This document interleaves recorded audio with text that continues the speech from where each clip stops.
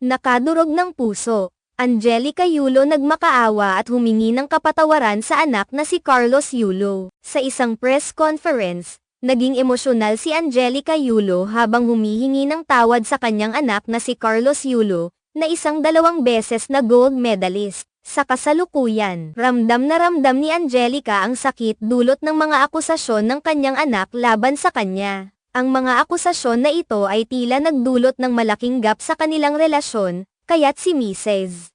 Yulo ay naharap sa press conference na may luha sa mata upang ayusin ang kanilang hidwaan. Nagpasya siyang magpaliwanag at humingi ng tawad para sa mga nasabi niya sa isang nakaraang interview. Umaasang maayos ang kanilang hindi pagkakaintindihan. Noong nakaraang araw, nagpasya si Carlos na magbigay linaw sa kanyang mga naunang pahayag at kontrahin ang mga hindi totoong paratang na binitiwan ng kanyang ina. Sa kanyang pagsasalita, ibinulgar ni Carlos ang tungkol sa pagkuha ng kanyang ina ng mga incentives na ipinagkaloob sa kanya, pati na rin ang paggastos ng pera na hindi niya alam. Ang mga pahayag na ito ay nagbigay daan sa pagbibigay linaw sa mga isyu sa pagitan nilang mag-ina. Sa press conference, ipinaliwanag ni Angelica na ang kanyang layunin ay upang ipakita ang kanyang taos-pusong pagnanais na ayusin ang kanilang relasyon at ipakita na hindi niya intensyon na makasakit sa kanyang anak. Sinabi niya na nais niyang ituwid ang lahat ng hindi pagkakaintindihan at magbigay ng formal na paghingi ng tawad sa kanyang anak. Sa kanyang mensahe,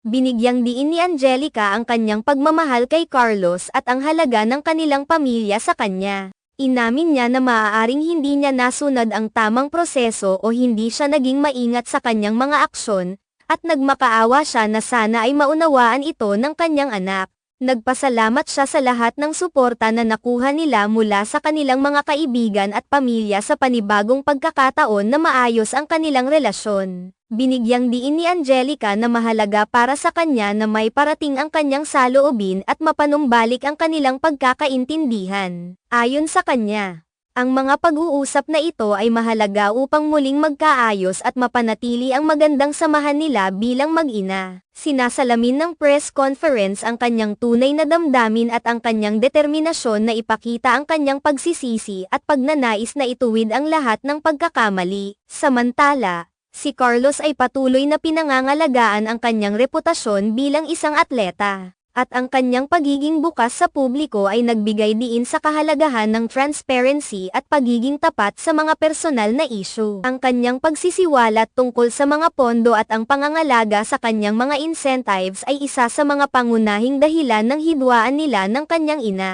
Sa huli, ang press conference na ito ay isang hakbang patungo sa pagbuo muli ng kanilang nasirang relasyon. Si Angelica Yulo ay umaasa na ang kanyang mga pahayag at paghingi ng tawad ay makakatulong upang maibalik ang tiwala at pagmamahal sa pagitan nila.